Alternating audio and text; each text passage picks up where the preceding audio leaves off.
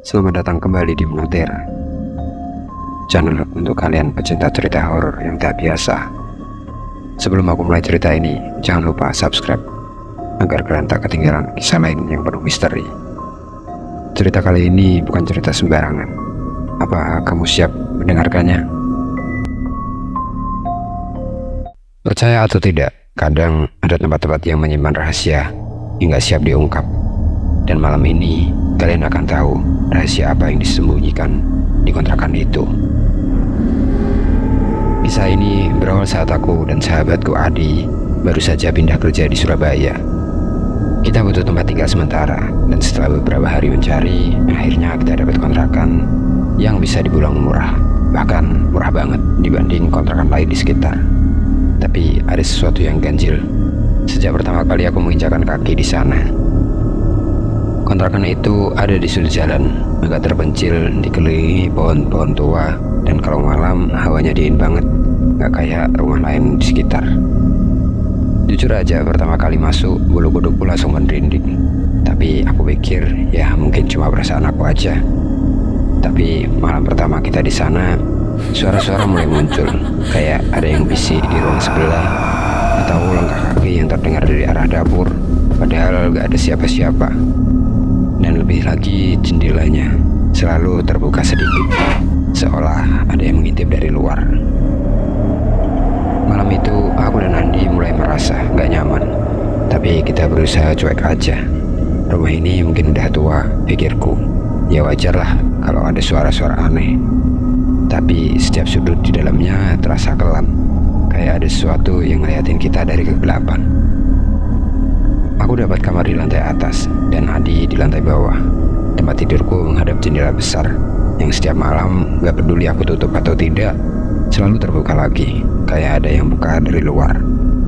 Dan yang paling bikin merinding, waktu aku sadar, dari sudut mata kadang aku lihat bayangan hitam lewat cepat banget, kayak cuma ilusi, tapi jelas ada.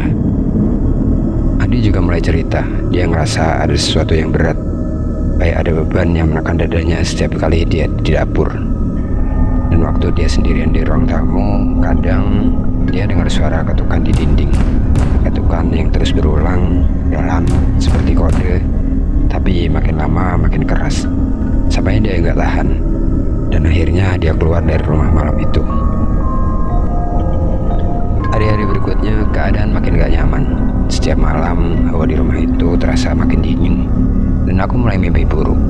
Mimpi di mana aku terjebak di lorong yang gelap dengan pintu yang terus tertutup di depanku. Dan di ujung lorong selalu ada sosok bayangan hitam yang gak pernah menunjukkan wajahnya. Tapi yang paling menyeramkan, setiap kali aku bangun dari mimpi itu, aku ngerasa tubuhku berat, kayak ada yang menindih dan ada suara berat di telingaku, seperti suara nafas seseorang. Tapi pas aku nengok, gak ada siapa-siapa, cuma keheningan dan dingin yang menyelimuti kamarku.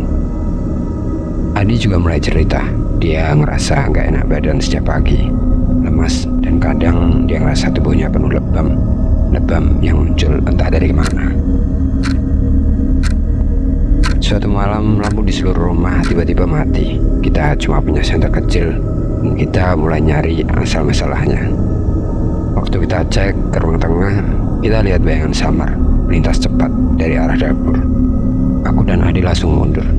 Keringat dingin mulai mengucur dan kita cuma bisa saling pandang tanpa tahu harus gimana. Aku coba ajak Adi ngomong, tapi dia cuma diem. Matanya tajam ngeliatin sesuatu di belakangku. Dan pas aku nengok, aku lihat bayangan hitam itu berdiri menatap kami. Adi mulai ketakutan. Dia ngomong ke aku sambil gemetar.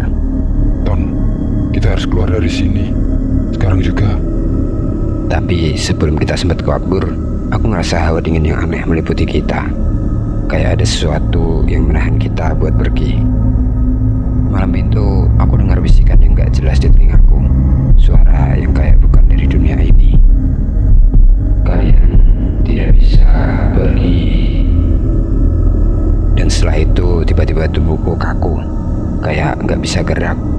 Cuma bisa ngelihat ke arah Adi yang juga terpaku di tempatnya. Aku dan Adi akhirnya memutuskan buat nanya ke orang di sekitar. Tapi anehnya, setiap kali aku sebut rumah itu, warga langsung terdiam atau bahkan menjauh. Sampai seorang tetangga tua akhirnya buka suara. Katanya rumah itu dulu ditinggali seorang pria tua yang gak pernah punya teman. Dan pria itu meninggal tanpa ada yang tahu, sampai berminggu-minggu kemudian. Dan sejak saat itu, siapapun yang tinggal di sana selalu mengalami kejadian aneh. Bahkan beberapa penghuni terakhir katanya nggak pernah bisa keluar dari mimpi buruk, sampai akhirnya pergi dengan cara yang tragis. Suatu malam, aku terbangun karena suara langkah berat mendekat ke kamarku. Langkah itu pelan, seperti sengaja. Dan waktu aku buka mata, aku lihat pintu kamarku pelan-pelan terbuka. Dan sosok itu, bayangan hitam itu, berdiri di ambang pintu, menatap lurus ke arahku. Aku berusaha teriak, tapi gak ada suara yang keluar. Cuma bisa melihat sosok itu semakin mendekat, sampai aku ngerasain hawa dinginnya. Dan suara berat yang bilang, "Kamu adalah bagian dariku sekarang dan selamanya." Setelah itu, aku dan Adi gak pernah benar-benar sembuh dari mimpi buruk itu. Setiap malam masih ada bayangan yang terus datang. Dan meskipun kita udah keluar dari kontrakan itu, rasanya sesuatu selalu ngikutin kita. Sampai sekarang bayangan itu gak pernah benar-benar hilang. Setelah kejadian itu, aku dan Adi gak pernah benar-benar sembuh dari mimpi buruk itu. Setiap malam masih ada bayangan yang terus datang.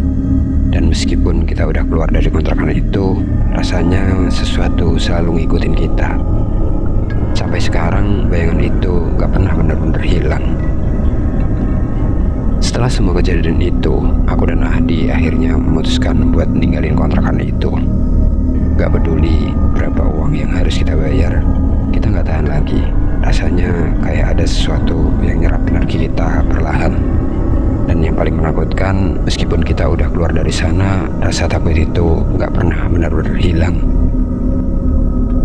Malam-malam setelahnya, aku masih sering kebangun tengah malam. Keringat dingin membasahi tubuhku. Dan bayangan itu kayak tetap hadir di sana, di sudut kamar. Meski gak lagi di kontrakan itu, aku masih bisa mendengar suara nafas berat atau bisikan pelan di telingaku. Kadang kalau aku lagi sendirian, aku merasa ada sesuatu yang berdiri tepat di belakangku. Bayangan hitam yang selama ini muncul di kontrakan seolah mengikuti aku dan Adi kemanapun kita pergi. Aku mulai mengerti sekarang kenapa kontrakan itu dibiarkan kosong begitu lama, dan kenapa gak ada yang berani nempatin. Dan yang paling menyeramkan, ada perasaan bahwa bagaimanapun kita gak akan pernah benar-benar lepas dari bayangan itu. Ada sesuatu dari kontrakan itu yang tertanam dalam diri kita, yang sekarang jadi bagian dari kita sampai kapanpun. Kalau kalian suka cerita ini, jangan lupa subscribe dan aktifkan lonceng notifikasinya supaya kalian gak ketinggalan cerita horor lainnya. Oh, satu lagi. Dan pernahkah kalian ngerasain perasaan seperti diawasi, bahkan di rumah kalian sendiri? Coba tulis di kolom komentar pengalaman kalian. Aku penasaran, siapa tahu mungkin ada sesuatu juga yang sedang memperhatikan kalian sekarang. Sampai jumpa di cerita horor berikutnya. Ingatlah, kadang sesuatu yang gak terlihat bisa lebih dekat dari yang kita kira.